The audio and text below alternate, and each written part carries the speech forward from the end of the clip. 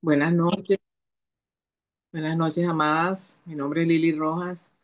Eh, de verdad estaba escuchando a Sandra y es cierto que esa canción, wow, cuántas veces el Señor nos estaba esperando y nosotros no íbamos. O sea, simplemente él siempre ha estado esperándonos y siempre está ahí. Ciertamente cuando lo buscamos, Él está allí, nosotros somos los que nos alejamos.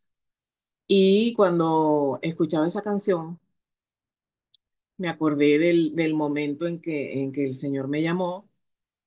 Yo era católica, pero no practicante, sino simplemente a mí me metieron a un colegio de monjas, pero no conocía la palabra.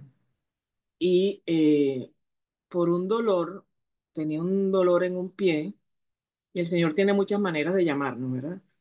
Y entonces una amiga cristiana me llevó a su iglesia. Y ven, ahí empezó mi idilio con el Señor. Y bueno, para la gloria de Dios, cada día más enamorada del Señor. Y quisiera que nos preguntáramos muchas cosas esta noche, porque a veces actuamos nosotros en la carne y muchas veces no nos detenemos a pensar, Señor, ¿qué harías tú en esta situación? De hecho, el Señor nos dice en Mateo 5:13 que nosotros somos la sal de la tierra y la luz del mundo. Ahora, ¿por qué nos dice que somos la sal de la tierra? ¿Para qué sirve la sal? La sal sirve como conservante, ¿verdad? Cuando se le echan a las carnes, se conserva, inclusive el pescado puede conservarse aún fuera de la nevera si lo salamos. Pero la sal potencia el sabor también, por eso dice que no debemos eh, perder nuestra característica de salinidad, porque perdemos nuestro sabor, ¿verdad? Nosotros debemos preservar como cristianos la justicia y la moral y ser una influencia positiva en la sociedad. Entonces, cuando la sal pierde su sabor, se convierte en totalmente inútil. Igualmente, cuando nosotros como cristianos perdemos nuestro propósito, nos alejamos de nuestros valores cristianos, no reflejamos el reino de Dios, entonces pidámosle al Señor que nunca nos desvanezcamos, que siempre seamos sal y conservemos ese sabor que preserva nuestra vida de la corrupción del mundo. Entonces, nosotros tenemos que permitir que el Señor nos llene, ¿verdad? Con su presencia para que esa sal nos impregne. Pero muchas veces nosotros hacemos puentes en vez de, perdón, hacemos muros en vez de construir puentes con los demás. Y muchas veces el ego es el que nos gobierna y nos alejamos, ¿verdad?, de la palabra de Dios. Y permitimos que las diferencias, que no son malas porque no todos somos iguales, ¿verdad? Pero permitimos que esas diferencias se levanten y que hagan divisiones. Eso es lo que no debemos permitir. Ponernos nosotros de un lado y poner a los demás del otro lado. El Señor nos manda a que nos amemos los unos a los otros y que nos soportemos. Y recordemos que Él nos dice que somos ciudadanos del cielo. Yo a veces, yo digo, bueno, Señor, verdaderamente, a veces he sentido, ¿verdad? ¿Por qué nos aferramos tanto? Si es que nosotros somos ciudadanos del cielo, dice Filipenses 3:20, y que somos sus embajadores. ¿Y cómo se comporta un embajador? El embajador no habla por ti mismo, ¿verdad? Él está representando a un país. Entonces, si nosotros somos ciudadanos del cielo, nosotros tenemos que hablar qué idioma. O sea, nosotros debemos verdaderamente reflejar esa palabra de Dios en nuestra vida, no solo oírla, llenarnos de ella y vivirla y que nuestros frutos reflejen ese amor de Cristo en nuestras vidas.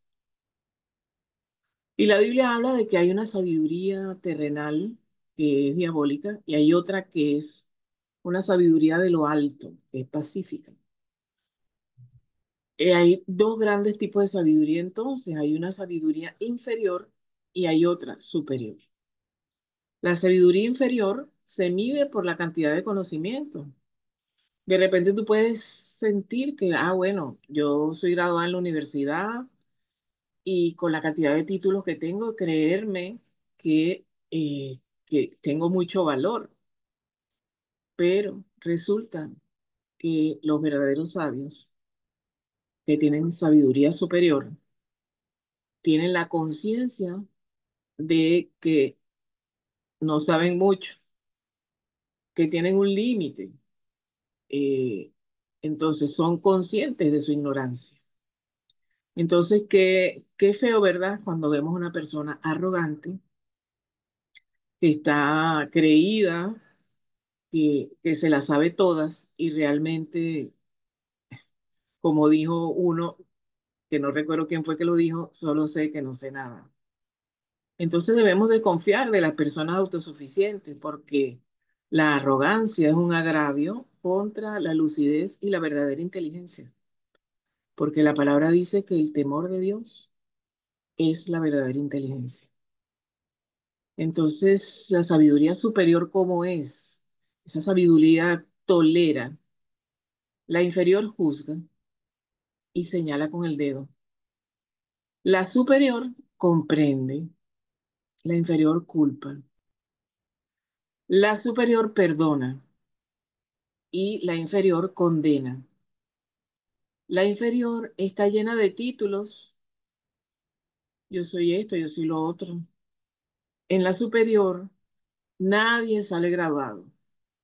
No hay maestros ni doctores. Todos somos eternos aprendices.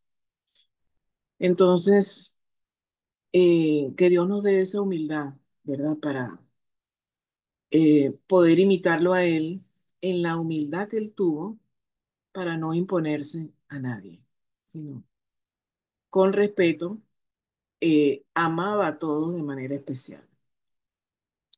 Entonces, ¿qué tipo de sabiduría está gobernando tu vida? Hagámonos esa pregunta. Y cuando veamos que estamos actuando con esa sabiduría terrenal que es inferior, stop. O sea, no debemos dejarnos dominar por el ego y porque creamos que somos más que los demás. Porque esta vida es muy breve. Entonces, ¿de qué manera estás estimulándote a buscar esa sabiduría superior? Jesucristo era profundamente apasionado por la especie humana. Y veo en Mateo 4:23, nos dice que recorrió Jesús toda Galilea enseñando en las sinagogas de ellos y predicando el evangelio del reino y sanando toda enfermedad y toda dolencia en el pueblo. Es decir, a cada persona le brindaba una atención especial e individual. ¿Y cuántas veces hemos pasado indiferente ante el dolor de los demás? ¿Cuántas veces he sido quizás hasta con mi misma familia, indiferente, ensimismada en mis cosas? Eh, y vamos a hablar cómo es esa sabiduría terrenal, cómo es una persona autoritaria, esa persona impone, no expone lo que piensa. Esa persona tiene dificultad de reconocer sus errores y aceptar críticas. Tiene una defensa radical y habla mucho de sus propias ideas. Tiene dificultad para ponerse en lugar del otro. Entonces, cuidado si reconocemos alguna característica de estas en nosotros mismos. Vamos a esforzarnos por cambiar, porque eso conspira contra la tranquilidad y el placer de vivir. Entonces vamos a procurar relajarnos y ser flexibles con nosotros mismos y con los demás. Jesús fue una persona flexible y amplia. Sus opositores lo ofendieron de las formas más crueles. ¿Y qué hizo él? Se defendió, no los injurió. Era una persona de convicciones sólidas, pero nunca imponía eso que pensaba. Sabía respetar a los demás, no exigía disculpas por los errores ni exponía a nadie en público. Algunas personas con su sensibilidad lograron hacerlo cambiar de opinión. Fíjense que él se alegró de ellas y hasta les hizo elogios, como leemos en Marcos 7:25. Una mujer cuya hija tenía un espíritu inmundo, luego que oyó de él, vino y se postró a sus pies. La mujer era griega y sirofenicia de nación y le rogaba que echase fuera de su hija un demonio. Pero Jesús le dijo, deja primero que se sacien los hijos porque no está bien tomar el pan de los hijos y echarlo a los perrillos. Respondió ella y le dijo, sí, señor, pero aún los perrillos debajo de la mesa comen las migajas de los hijos. Entonces le dijo, por esa palabra, ve, el demonio ha salido de tu hija. Y cuando llegó a su casa, halló que el demonio había salido y a la hija acostada en la cama. Qué bello el Señor, qué manera de ser condescendiente, qué manera de ver la necesidad de una mujer del pueblo y pasar por encima de las leyes de esa época y atenderla. En Juan 4 leemos la historia de la mujer samaritana, que era una mujer promiscua, ¿verdad? Porque había tenido 5 maridos y era rechazada socialmente. Pero el maestro del amor no le pidió explicaciones acerca de los hombres con quienes había estado. Solo le dijo que necesitaba beber de un agua que jamás había experimentado, un agua que saciaría su sed para siempre. Jesús establecía relaciones sociales muy ricas en poco tiempo. Lo amaban intensamente, porque ella salió corriendo a decirle al pueblo lo que Jesús había hecho con ella. Y se convirtió así en una evangelista inmediata, o sea, el toque del Señor fue inmediato sobre ella. Jesús hacía laboratorios de entrenamientos del carácter, elevaba la autoestima y enseñaba a no gravitar en torno a los sufrimientos, lo que son aspectos de inteligencia espiritual. Él decía, amarás a tu prójimo como a ti mismo, decía en Mateo 22:39. Si yo no amo la vida que late dentro de mí, independientemente de mis errores, ¿cómo voy a amar a mi prójimo? Jesús tenía alta capacidad para gobernar sus pensamientos y volver a escribir su historia, con una habilidad incomparable de conquistar las áreas de tensión emocional. Pudo haber sido controlado por el miedo, transformándolo en alguien sumamente ansioso y traumatizado. Pero el mundo podía derrumbarse y él permanecía sereno, como lo vemos en varios pasajes. En Juan 10:39, los enemigos querían arrestarlo y él simplemente pasó, ¿sabes? Por el medio de ellos. ¿Qué hubiéramos hecho nosotros, verdad? Habríamos caído en pánico a gritar, pero él simplemente pasó en medio de ellos. Me imagino que oró dentro de él y siguió. En otro momento, los discípulos salieron a pescar y estaban aterrados por una violenta tormenta. Jesús dormía. Imagínense ustedes en medio de una tormenta, ¿qué haríamos nosotros? Nos acostaríamos a dormir tranquilos, ¿no, verdad? En un barco en peligro de muerte, en peligro de hundirse, como dice Mateo 8:24 al 26. Y aquí que se cubría la barca, pero él dormía. Se levantó en el mar una tempestad tan grande que las olas cubrían la barca, pero él dormía. Y vinieron sus discípulos y lo despertaron diciendo, Señor, sálvanos, que perecemos. Él les dijo, ¿por qué teméis, hombres de poca fe? Entonces levantándose, reprendió los vientos y el mar y se hizo grande bonanza. Y hay una parte de la palabra en Juan 14:12 que dice que los que crean en esta palabra harán mayores cosas que él. Y yo te pregunto, ¿tú crees en esa palabra? ¿Tú le has hablado con autoridad a la naturaleza para que cesen los vientos, para que se calmen las aguas? Me gustaría escuchar el testimonio de alguno de ustedes, si lo ha hecho, ¿ok? Yo lo he hecho, pero yo se lo voy a contar en los comentarios, pero quiero escucharlos a ustedes. ¿Qué han hecho? Han actuado como Jesús. Entonces, vamos a detenernos a pensar la pregunta de esta noche. ¿Qué haría Jesús? ¿Qué has hecho tú? En medio de una tormenta, en medio de un avión que tú sientes que se va a caer, en medio de una turbulencia, en medio de una balacera, ¿qué has hecho tú? ¿Has caído en pánico? Ve lo que hizo Jesús. Dormía. ¿Dormía por qué? Porque estaba confiado en los brazos del Señor, en los brazos de su Padre. Entonces, vamos a sobreponernos al miedo, al temor, porque la palabra dice que el perfecto amor, ¿qué es lo que hace? Echa fuera el temor. Pero a veces no lo echamos fuera, ¿verdad? Sino lo abrazamos, el temor, ¿no? Échalo fuera. Con autoridad, repréndelo. Jesús era feliz en la tierra de los infelices. O sea, porque hay mucha gente infeliz. Dicen que la primera enfermedad que hay es mental, es la ansiedad. El medicamento que más se vende son los calmantes. Entonces, no, yo tengo mi calmante natural, que es el Señor. Natural no, sobrenatural, que es el Señor. Tómese ese calmante, ore y usted verá que se pasa la tormenta y tú te quedas tranquilo. ¿Ok? Entonces, él se sentía tranquilo en esta tierra de la ansiedad y él dice que sigamos sus pisadas. Entonces, llénate de él para que salga de ti todo temor. Hay gente hasta que cae en pánico en situaciones. No, enciérrate con el Señor y déjalo que Él obre en tu vida.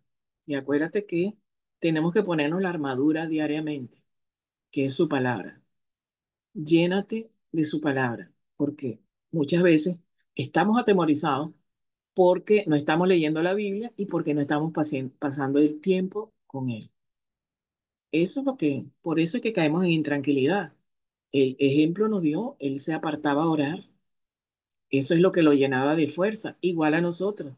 Nos llena de fuerza, es estar con Él, es orar. Todos tenemos en diferentes niveles dificultades para controlar nuestros pensamientos. No hay nadie que no esté enfermo en el área de las emociones, ¿verdad? A lo mejor no es el miedo, a lo mejor es la ira que te domina en un determinado momento. Entonces, Él vino para sanarnos toda enfermedad, tanto emocional como espiritual como física, y en este caso psíquica.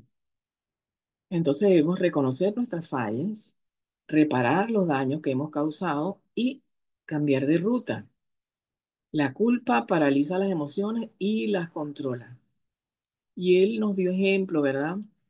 Con este pasaje que acabamos de leer del barco, hay una parte de la palabra que dice que llevemos todo pensamiento cautivo a Cristo. Pero ¿y cómo nos cuesta, verdad? Agarrar ese pensamiento que ha venido, que aflora en nuestra mente, de que, y pensar mal, y dejarnos dominar por ese pensamiento. Entonces, aprendamos de Jesús, porque ¿qué haría Él en medio de esta tormenta? Bueno, Él está tranquilo, confiado, camina sobre las promesas del Señor. Porque ¿qué le pasó a Pedro cuando empezó a ver los vientos y los mares? Se hundió. Tenemos que tener la mirada puesta en Jesús. Jesús contemplaba con placer las cosas más sencillas, como por ejemplo los lirios del campo. En Mateo, perdón, 6:28, dice, considerad los lirios del campo, cómo crecen. No trabajan ni hilan, pero yo os digo que ni aun Salomón con toda su gloria se vistió como uno de ellos.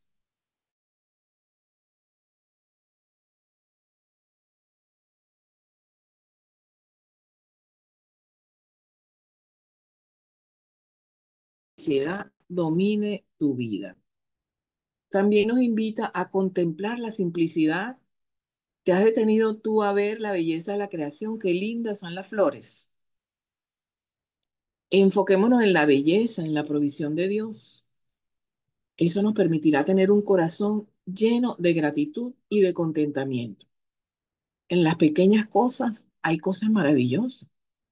De verdad yo veo el colorido que hay en la creación y es espectacular la creación de Dios.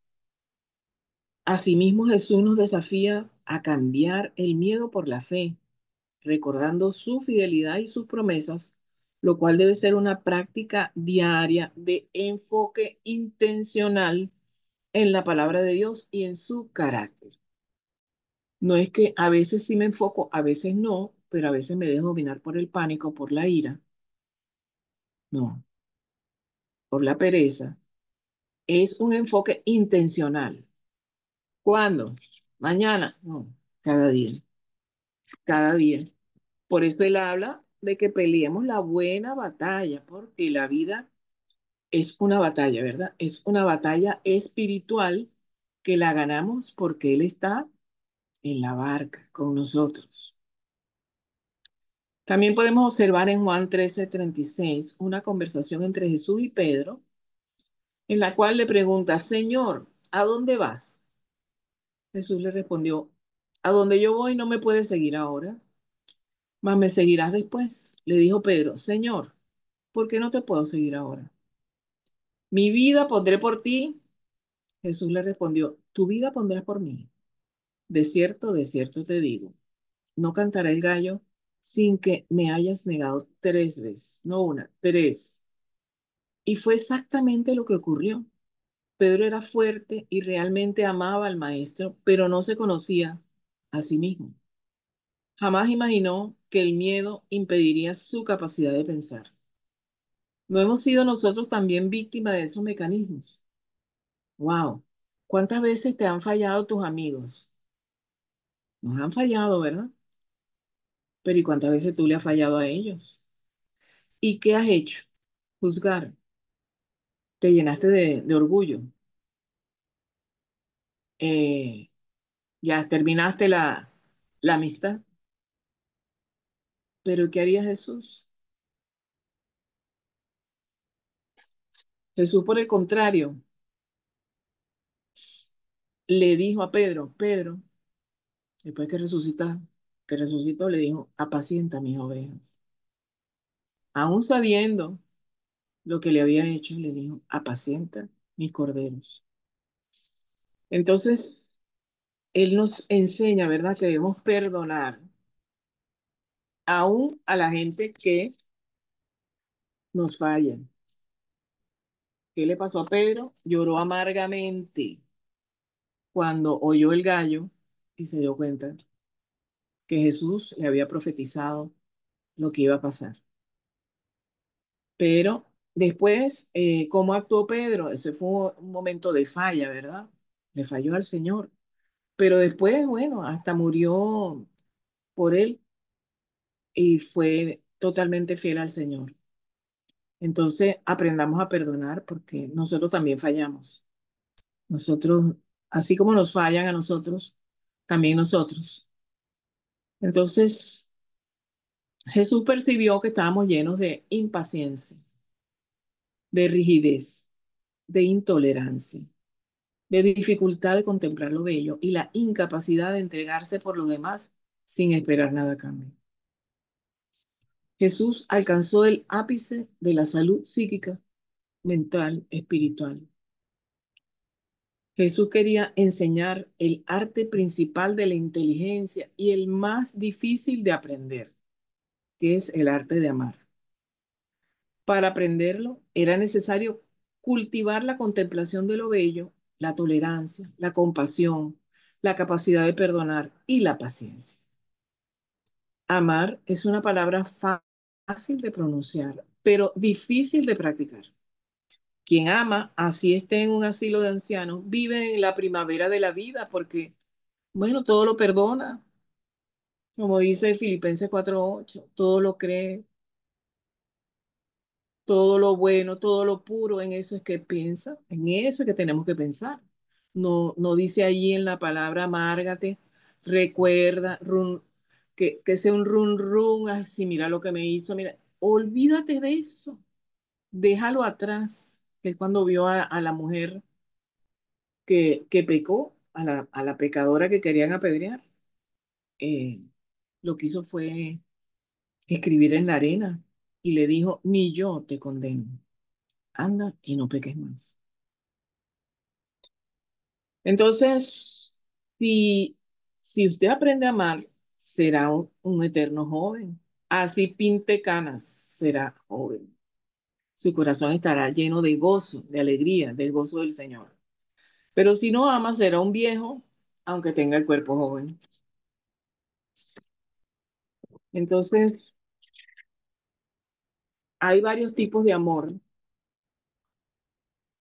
Hay un amor que es el amor fileo, ¿verdad? Que es el amor que nos tenemos entre los amigos, que es el amor fraternal, que tenemos a las amistades cercanas, que es cariñoso y es generoso. Hay un amor ágape, ese amor ágape es el más noble, es un amor sacrificado, es el amor que habla primero de Corintios 13:4, que dice que es el amor sufrido, ¿verdad? Ese amor que todo lo perdona, todo lo cree, todo lo sufre. Pero ese amor es un acto de voluntad, es decir, tú decides amar así. Y Dios nos mandó a amar así a quién, a nuestra familia, claro, a nuestra familia, pero nos mandó a amar así aún a aquellos con los que discrepamos o a los enemigos. Dice en Lucas 6:28, bendecid a los que os maldicen y orad por los que os calumnian. Y les pregunto, ¿estamos amando así? ¿Qué hizo Jesús con los que lo calumniaron? ¿Qué hizo con los que lo maldijeron? Los perdonó. En una cruz dijo, Señor, perdónalos, que no saben lo que hacen. ¿Ok? Emma murió por todos nosotros y todos le hemos fallado. Entonces, mientras más cerca estás de Dios, más amor ágape vas a tener. Y hasta fileo por aquellos que empezamos a comprender. En vísperas de su muerte, cuando cenaba con los discípulos, él tomó una palangana, tomó una toalla, se quitó su manto y lavó los pies de los discípulos. Pedro le dijo, no me lavarás los pies jamás. En Juan 13:8. Jesús respondió, si no te lavare, no tendrás parte conmigo. Vosotros también debéis lavaros los pies los unos a los otros, porque ejemplo os he dado para que, como yo he hecho, vosotros también hagáis. Con esto les demostró que el liderazgo al que estamos llamados es de servicio, no de dominio. No es para que pises a los demás. En los tiempos de Jesús, el lavamiento era un acto de hospitalidad realizado por un sirviente a los invitados. ¿Quién lavaba los pies? Los sirvientes. Y Jesús lo hizo para quitarle el polvo y la suciedad de los pies después de caminar por caminos polvorientos. Nuestra misión es amar, es servir. Este liderazgo de amor agape es superior al amor fileo. Es el liderazgo de más alto nivel, servir a los demás. Entonces, wow, a veces no hemos entendido esto. Y yo, cuando veo un líder autoritario que impone, me pregunto, ¿estamos teniendo el liderazgo de Jesús, el liderazgo de más alto nivel en nuestro matrimonio, en nuestro hogar, en nuestro trabajo? Que pueda yo estar disponible cuando me necesitan, ser más generoso que rico, ser cariñoso más que brillante, más que ser estrella, dejar un legado, ser sacrificado más que exitoso, ser gentil más que poderoso. Ayúdanos, Señor, oremos. Señor, ayúdanos, Señor, a comprender tu palabra, ¿Cuánto nos cuesta, Señor? Porque estamos en la carne y muchas veces, Señor, la carne es débil, sobre todo cuando no te buscamos, Señor, diariamente. Ayúdanos a ser sal y luz, Señor. No permitas que nuestra sal pierda el sabor que tú nos has dado. Y a hacer luz, a reflejar tu luz, Señor, en un mundo perdido. Ayúdame a ser un representante digno como ciudadana del cielo, a tender puentes, a ser amorosa, Señor, a tener una sabiduría superior, a entender que nunca me gradúo, Señor, que siempre seré una eterna aprendiz de tu palabra. Tenemos que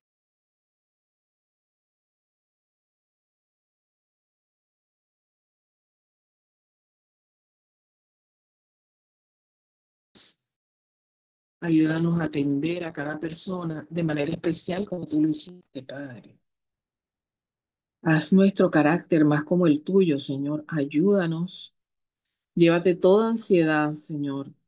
Ayúdanos a mantener la calma, esta ansiedad que es propia de estos tiempos agitados, Señor.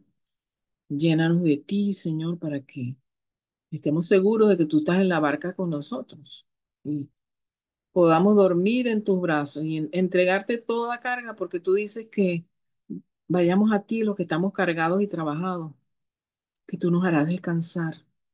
Gracias por tu descanso, Señor, por la quietud que tú nos das, Señor. Gracias.